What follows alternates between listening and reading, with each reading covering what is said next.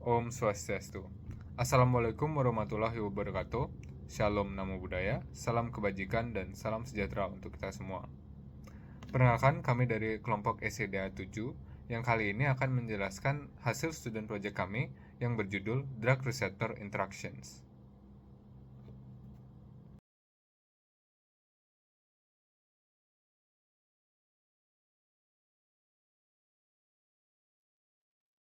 Kenalkan, nama saya Yosua Kelvinya Bale dengan 3 digit terakhir NIM saya 161. Selanjutnya saya akan menjelaskan tentang alasan mengapa atau latar belakang dari pengerjaan student project berjudul Drug Receptor Interaction ini. Interaksi antara obat dan reseptor atau drug receptor interaction sangat menentukan efektivitas obat. Namun, kita sering menghadapi tantangan serius dalam penggunaannya. Salah satu masalah yang umum adalah dosis berlebih, yang sering terjadi karena kepercayaan keliru bahwa semakin banyak obat yang diminum, maka semakin cepat juga proses penyembuhannya. Selain itu, ada fenomena penghentian pengobatan obat prematur. Banyak pasien yang merasa sudah sembuh dan menghentikan obat sebelum waktunya, padahal penyakitnya belum sepenuhnya teratasi. Hal ini biasanya terjadi karena kurangnya edukasi mengenai pentingnya menyelesaikan pengobatan sesuai anjuran dokter. Tidak hanya di masyarakat, tantangan juga datang dari sisi tenaga medis. Banyak kesalahan dalam menentukan dosis atau kombinasi obat, terutama dalam penyakit kompleks seperti kanker dan diabetes. Variabilitas respon pasien, interaksi obat, dan perbedaan genetik semakin membuat pengobatan menjadi lebih rumit. Karena itu, pemahaman yang lebih dalam tentang interaksi obat reseptor atau drug receptor interaction sangat penting agar terapi yang diberikan bisa lebih efektif, aman, dan sesuai dengan kebutuhan pasien. Selanjutnya adalah hal yang menjadi rumusan masalah dalam studi project ini. Yang pertama, apa definisi dan peran reseptor serta obat dalam interaksi obat reseptor atau drug receptor interaction?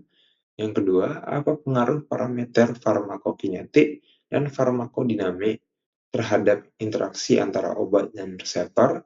Yang ketiga, apa perbedaan mekanisme aksi antara agonis, antagonis, modulasi allosteroid, dan biased agonism dalam konteks interaksi obat reseptor? Yang keempat, apa mekanisme transmisi sinyal yang terjadi melalui reseptor transmembran dan intraseluler dalam interaksi obat reseptor? Selanjutnya merupakan tujuan penulisan dari student project ini. Yang pertama, tujuan umum ada memberikan pemahaman yang komprehensif tentang interaksi obat reseptor dalam farmakologi.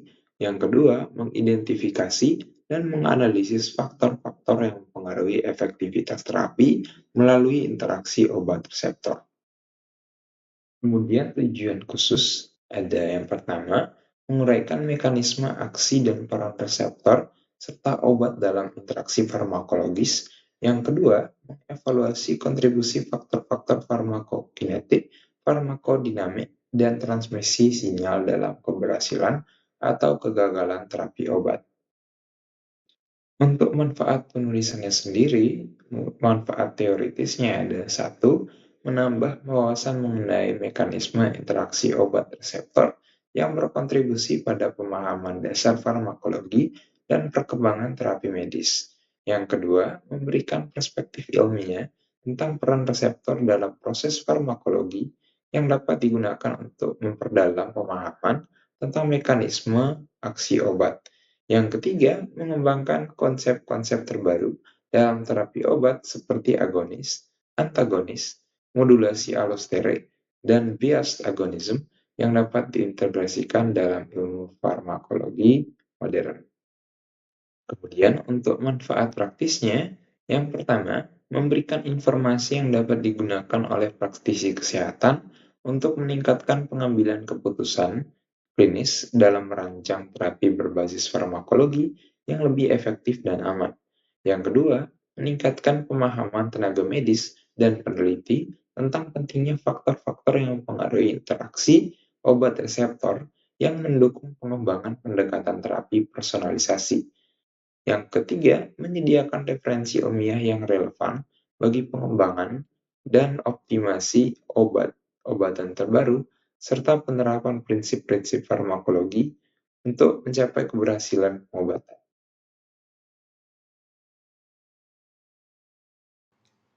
Perkenalkan, nama saya Dia Gracia Natalini Salahi dengan NIM 24025111171.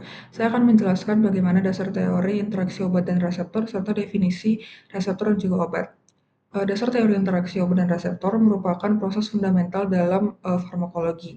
Ini meliputi ikatan-ikatan kimia seperti ikatan kovalen, elektrostatik, dan juga hidrofobik, di mana ikatan yang paling kuat merupakan ikatan kovalen. Sementara ikatan elektrostatik dan juga hidrofobik hanya digunakan sebagai untuk penunjang dari efektivitas. Kemudian untuk definisi dari reseptor dan juga obat itu dapat didefinisikan sebagai bahan atau senyawa yang menyebabkan perubahan dalam fungsi biologis melalui efek kimiawinya.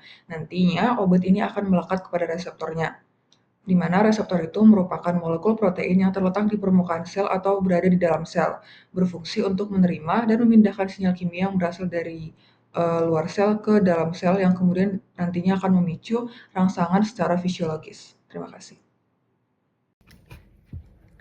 Perkenalkan, nama saya Trisna Hadin Simorangkir dengan NIM 24025111163. Pada kesempatan kali ini, saya akan menjelaskan mengenai jenis-jenis interaksi obat dan reseptor.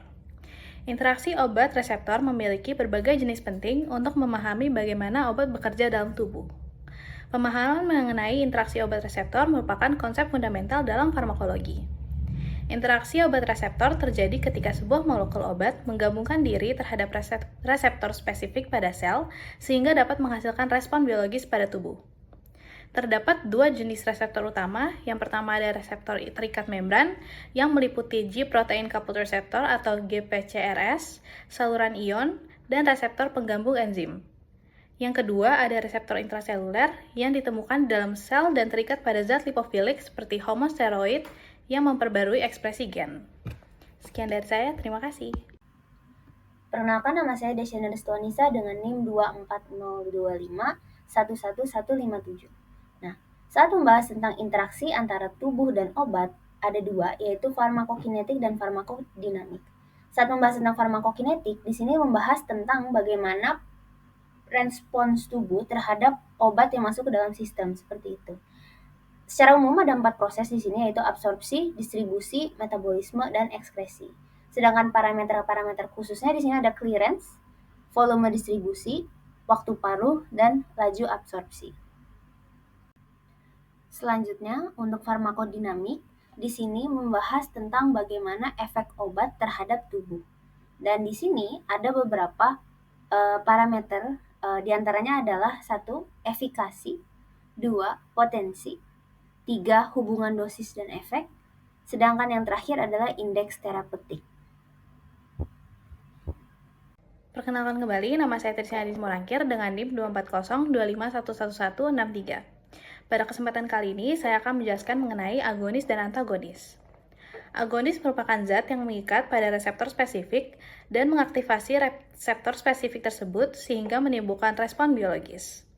Terdapat 3 tipe agonis. Yang pertama itu agonis sempurna, di mana agonis sempurna memiliki efikasi tinggi dan menghasilkan respons yang maksimal ketika mengikat pada reseptor. Yang kedua ada agonis parsial, di mana agonis parsial mengikat pada reseptor yang sama, namun kurang efektif dalam mengaktifasi dibandingkan dengan agonis sempurna. Dan yang terakhir ada agonis inverse, di mana agonis inverse mengikat pada reseptor yang sama, namun menghasilkan respon farmakologi yang bertolak belakang dengan agonis. Selanjutnya, antagonis. Antagonis adalah obat yang berikatan dengan reseptor tetapi tidak mengaktifkannya. Jenis-jenis antagonis ada 3. Yang pertama, antagonis kompetitif. Antagonis kompetitif bersaing dengan agonis untuk berikatan pada situs reseptor yang sama. Yang kedua, ada agonis non-kompetitif. Antagonis non-kompetitif berikatan pada situs alternatif di reseptor atau mengubah fungsinya sedemikian rupa sehingga meskipun agonis berikatan, ia tidak dapat mengaktifkan reseptor secara efektif. Yang terakhir ada antagonis fungsional. Antagonis fungsional tidak harus berikatan pada situs yang sama, tetapi menyebabkan efek fisiologis yang berlawanan melalui mekanisme atau jalur yang berbeda. Sekian dari saya, terima kasih. Baik, jadi izinkan saya untuk memperkenalkan diri. Nama saya Nicholas Alexis Sanatra dengan 3 digit NIM terakhir 153. Dan pada kali ini saya akan menjelaskan tentang allosteric modulation. Nah, intinya secara singkat, allosteric modulation ini adalah cara melekatnya molekul efektor pada situs allosterik di suatu reseptor sehingga mempengaruhi afinitas dari reseptor tersebut, baik secara positif maupun negatif. Dan allosteric modulator ini terbagi menjadi dua. Yang pertama itu PAM atau positive allosteric modulator. Dan PAM ini berfungsi untuk meningkatkan dan juga memperkuat respons reseptor gitu terhadap ligamen primer dengan cara meningkatkan afinitasnya. Maka dia bisa merespons dengan lebih cepat dan tidak membutuhkan energi yang lebih banyak seperti bisa dilihat dari gambar. Contohnya itu merupakan PAM dari G protein coupled receptors yang bisa mengobati skizofrenia dan penyakit neuropsikiatri lainnya. Lalu yang kedua adalah negative allosteric modulator atau NAM. Nah, ini itu kebalikannya. Jadi dia itu merendahkan aktivitas reseptor gitu. Dan bisa digunakan untuk mencegah penyakit seperti mungkin lebih ke kelainan ya, atau disorder gitu, seperti kecemasan dan sebagainya. Mungkin sekian, terima kasih. Baik, perkenalkan nama saya Imadaran Marlon Gunawan dengan 3 digit NIM terakhir 151. Di sini saya akan menjelaskan mengenai bias agonism atau agonis bias. Jadi intinya, agonisme bias ini ketika dia menempel pada reseptor, khususnya pada G protein coupled receptor, dia hanya akan mengaktifkan satu jalur saja. Seperti yang pertama hanya mengaktifkan G protein tanpa merekrut beta arestin, atau sebaliknya, merekrut beta arestin saja tanpa mengaktifkan G protein. Nah, untuk implikasi klinis sini ada pada obat oliceridin. Oliceridin ini memiliki efek yang pertama, jika G protein diaktifkan, dia akan memberikan perangsang pereda nyeri, khususnya pada penderita nyeri akut. Lalu ketika beta arestin direkrut, dia akan merangsang efek samping daripada obat ini, yaitu mual, konstipasi, dan lain sebagainya. Nah, agonis bias di sini bekerja pada implikasi klinisnya pada obat oliceridin, dia hanya akan mengaktifkan G proteinnya saja ketika obat ini atau ligan telah menempel pada G PCR. Nah, dia hanya akan mengaktifkan G protein saja sehingga ketika obat ini diminum, pasien hanya akan mendapatkan benefit aja, jadi nyerinya berkurang dan dia tidak akan mendapatkan efek sampingnya seperti mual dan konstipasi tadi. Baik, sekian dari saya, dilanjutkan oleh teman saya. Terima kasih. Baik, selanjutnya membahas tentang mekanisme transmisi sinyal. Jadi, transmisi sinyal ini merupakan proses komunikasi dalam tubuh untuk mengatur fungsi fisiologis. Nah, saat membahas tentang obat, tentunya obat adalah ligan yang akan mengaktifkan reseptor. Ikatan obat reseptor ini akan memulai yang namanya transduksi, dan transduksi sendiri merupakan perubahan struktur atau fungsi reseptor yang kemudian akan menghasilkan efek seperti itu. Selanjutnya, kami akan membahas mengenai mekanisme transduksi sinyal transmembran. Transduksi sinyal transmembran adalah sebuah proses krusial yang memberikan sel kemampuan untuk merespons sinyal dari lingkup eksternal sel, seperti hormon ataupun neurotransmitter. Mekanisme transduksi sinyal transmembran bisa dibagi menjadi 5 tahapan utama, yaitu pertama, pengikatan ligan, kedua, perubahan konformasi reseptor, ketiga, transmisi sinyal, keempat, aktivasi jalur sinyal intraseluler, dan juga 5, respons dalam seluler. Saya Lintang Dewi Syadi dengan digit NIM akhir 165. Di sini saya akan menjelaskan tentang reseptor dari sitosin yang dimana dia melibatkan ligan peptida seperti hormon pertumbuhan. Jadi pada mekanisme kerja dari reseptor sitokin ini dimulai dengan ketika ligan sitokin itu berikatan dengan reseptor monomer yang menyebabkan terjadi dimerisasi dan aktivasi dari JAK, yaitu adalah protein yang menempel pada reseptor secara non-kovalen. JAK ini akan memfosforilasi reseptor yang kemudian mengikat dan memfosforilasi STAT, yang dimana dimer STAT ini nantinya akan berpindah ke nukleus untuk mengatur ekspresi gen yang terkait dengan imun, pertumbuhan sel, dan diferensiasi. Disfungsi dari JAK dan STAT ini dapat menyebabkan penyakit seperti kanker ataupun autoimun. Baik, perkenalkan nama saya Imade Adiatma Krisnajaya dengan 3 digit terakhir NIM saya 155. Selanjutnya contoh lain dari reseptor transmembran yaitu reseptor tirosin kinase atau RTK. RTK adalah kelas reseptor transmembran yang memediasi respons seluler terhadap rangsangan growth factor dan hormon. Mekanisme transduksi sinyal melalui RTK adalah sebagai berikut. Pertama adalah pengikatan ligan pada reseptor dengan ligan yang dapat berikatan, yaitu growth factor dan insulin. Kemudian terjadi dimerisasi reseptor yang mengaktifkan domain tirosin kinase. Domain tersebut melakukan autofosforilasi yang menciptakan docking site bagi protein dengan domain SH2 atau PTB. Protein yang terfosforilasi kemudian akan mentransduksi sinyal ke berbagai jalur, yaitu jalur RAS-MAPK, PI3K-AKT, PLC-YPKC, atau JAK-STAT yang memiliki respons spesifiknya masing-masing. Selamat pagi dokter dan teman-teman sekalian, perkenalkan nama saya Dapekin Nanggaya dengan NIM 240251149. Jadi kali ini saya akan menjelaskan terkait G-protein coupled receptors atau disingkat dengan GPCRS. Saya akan memulai dengan definisi umumnya. Jadi G-protein coupled receptors atau GPCRS ini merupakan reseptor yang berasosiasi dengan protein G heterometrik atau G alpha beta gamma dan merupakan pemilih reseptor terbesar. Struktur khas dari GPCR ini bisa digambar juga. Pertama memiliki N-terminal di luar sel, lalu ada 7 domain helix alpha transmembran, dan ada C-terminal atau carboxyl terminal di dalam selnya. Lalu selanjutnya, GPCR mampu menerima berbagai ligan meliputi ion, hormon, dan neurotransmitter. Contohnya ini bisa kita temui berupa serotonin reseptor, dopamin reseptor, histamin reseptor, dan lain sebagainya. Jadi, GPCR memiliki peran cukup penting dalam tubuh manusia. Selanjutnya merupakan mekanisme kerja dari GPCR. Jadi awalnya setelah GPCR menerima ligan, terjadi perubahan konformasi yang mengaktifkan protein G. Protein G ini mengandung subunit alpha, beta, dan gamma. Jadi setelah terjadi pengaktifan, protein G yang akan menyebabkan subunit G alpha yang awalnya berikat dengan GDP menjadi berikat dengan GTP. Selain itu, pengaktifan dari protein G ini sendiri juga menyebabkan adanya pelepasan dari subunit G alpha dan dimer G beta gamma.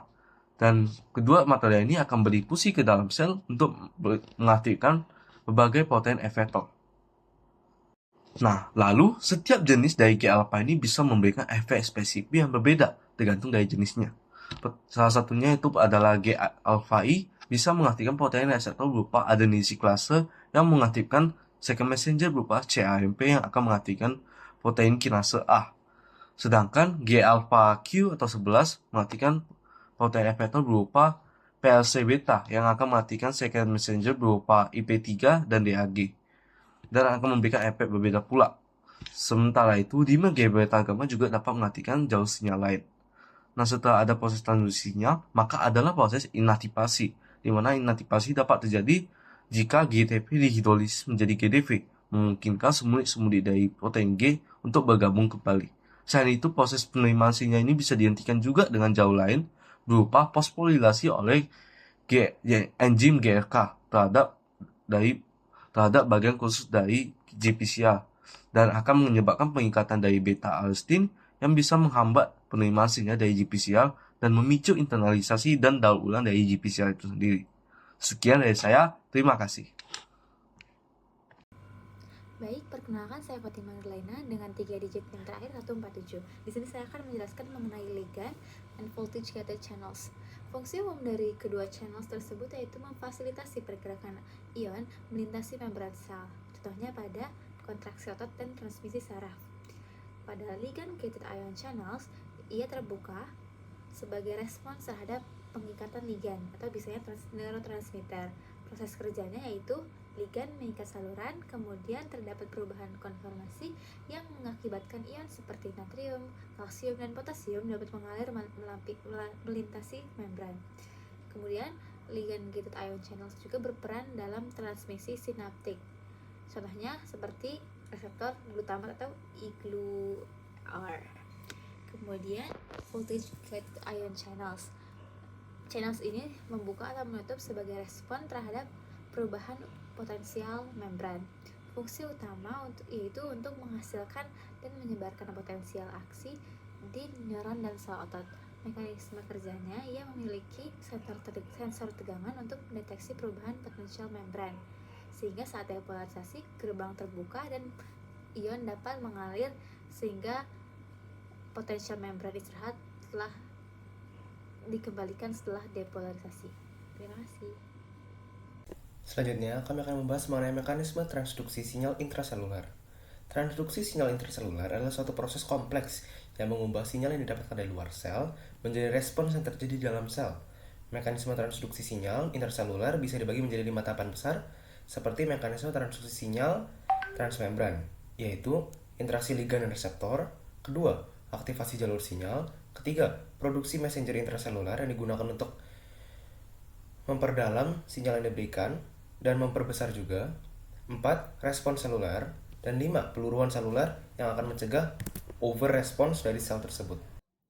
Salah satu mekanisme transduksi sinyal intraseluler yaitu melalui sitoplasmic receptor atau nuclear receptor tipe 1. Sitoplasmic receptor penting dalam merespon terhadap lipid soluble ligands seperti hormon glukokortikoid dan mineralokortikoid yang mudah berdifusi melintasi membran sel. Mekanisme transduksi sinyal melalui sitoplasmic receptors adalah sebagai berikut. Pertama, terjadi pengikatan ligand pada reseptor yang menyebabkan disosiasi heat shock protein dan pembentukan ligand reseptor kompleks. Kemudian, terjadi aktivasi reseptor dengan cara dimerisasi kompleks tersebut. Dimer tersebut kemudian akan berpindah ke dalam nukleus dan bekerja sebagai transcription factor pada gen target yang disebut hormone response element. Dimer bersama RNA polimerase dan koaktivator lainnya akan melakukan transkripsi gen target yang memunculkan respons seluler yang spesifik. Baik, jadi sekarang saya akan menjelaskan tentang nuklear reseptor. Nah, nuklear reseptor ini secara singkat adalah cabang faktor transkripsi yang penting yang berfungsi untuk meregulasi ekspresi gen gitu dalam respons terhadap ligan-ligan spesifik. Terdapat dua jenis nuklear reseptor yang lumayan penting, yaitu pertama ligand binding domain dan yang kedua itu DNA binding domain. Untuk ligand binding domain sendiri, dia itu bertanggung jawab untuk seperti namanya mengikat ligand yang lipofilik gitu.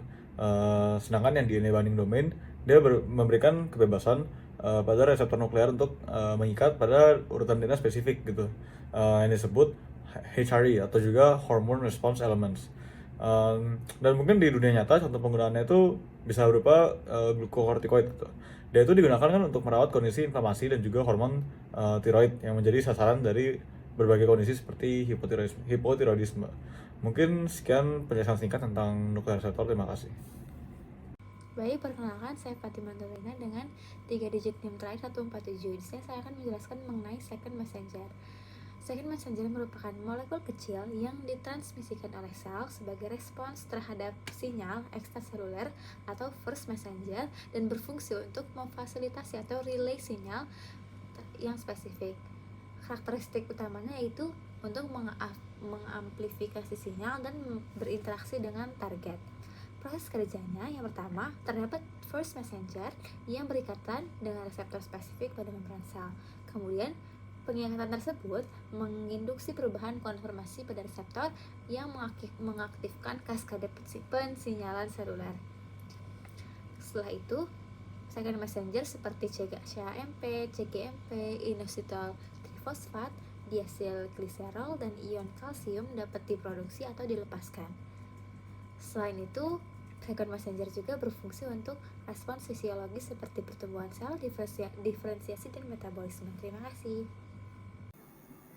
Faktor-faktor yang mempengaruhi interaksi obat dan reseptor bersifat sangat dinamis dan dipengaruhi oleh berbagai variabel kompleks. Oleh sebab itu, terdapat banyak sekali variabel-variabel yang dapat terjadi ketika terjadi reaksi antara obat dan juga reseptor. Namun, dari antara segala reaksi tersebut, ada 4 faktor yang paling berpengaruh, yaitu adalah drug design, dosing, reseptor, mekanisme, dan juga drug resistency. Di sini saya berikan contoh, yaitu adalah aktivasi dan inaktivasi inhibitor GFR oleh enzim P450, yang dimana termasuk dalam mekanisme reseptor dan juga resistensi obat. Enzim P50 mempengaruhi metabolisme obat yang dapat meningkatkan atau mengurangi efektivitas dari inhibitor FGFR. Jika enzim P50 mengaktifasi obat, efektivitasnya berkurang, sementara metabolisme yang cepat dapat menyebabkan resistensi obat karena kadar obat yang lebih rendah dalam tubuh.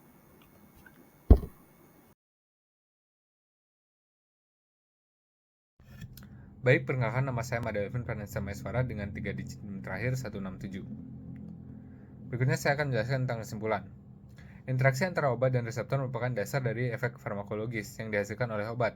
Dalam proses ini terdapat dua aspek utama yang harus dipahami.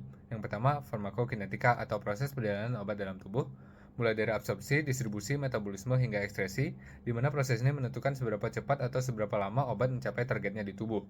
Selanjutnya ada farmakodinamika, atau efek obat terhadap tubuh yang melibatkan interaksi dengan reseptor. Efek ini dipengaruhi oleh afinitas obat terhadap reseptor, jumlah reseptor yang tersedia, dan bagaimana reseptor tersebut memicu respon biologis. Selain itu, terdapat juga reseptor dan ligand interaction, seperti agonis yang mengaktifkan reseptor, antagonis yang menghambat aktivitas reseptor, allosterik yang memodulasi aktivitas reseptor melalui lokasi selain sisi aktif. Lalu terdapat juga bias organisme yang memicu jalur sinyal spesifik oleh ligand. Sinyal yang dihasilkan oleh interaksi ini kemudian ditransmisikan ke dalam sel melalui berbagai mekanisme, termasuk mekanisme reseptor transmembran seperti GPCR, reseptor tirosin, kinase, dan kanal ion. Terdapat juga reseptor intraseluler seperti reseptor sitoplasma dan reseptor nuklir yang bertindak sebagai pengatur ekspresi gen yang dipengaruhi oleh ligand spesifik seperti hormon steroid. Transmisi sinyal ini juga diamplifikasi oleh second messenger seperti IP3 dan CMP. Keberhasilan interaksi obat reseptor ini dipengaruhi oleh banyak faktor, termasuk afinitas, selektivitas, dan distribusi reseptor. Optimalisasi dari obat ini dapat dicapai melalui desain obat yang lebih selektif, pemberian dosis yang tepat, dan pemahaman yang mendalam tentang farmakokinetik dan farmakodinamik. Baik, sekian dari presentasi student project dari SGDA 7 yang berjudul Drug Receptor Interactions. Kami mohon maaf apabila ada kesalahan kata dan kami tutup dengan Parama Santi. Om Santi Santi Santi Om. Wassalamualaikum warahmatullahi wabarakatuh. Salam Namo Buddhaya, salam sehat dan salam sejahtera untuk kita semua.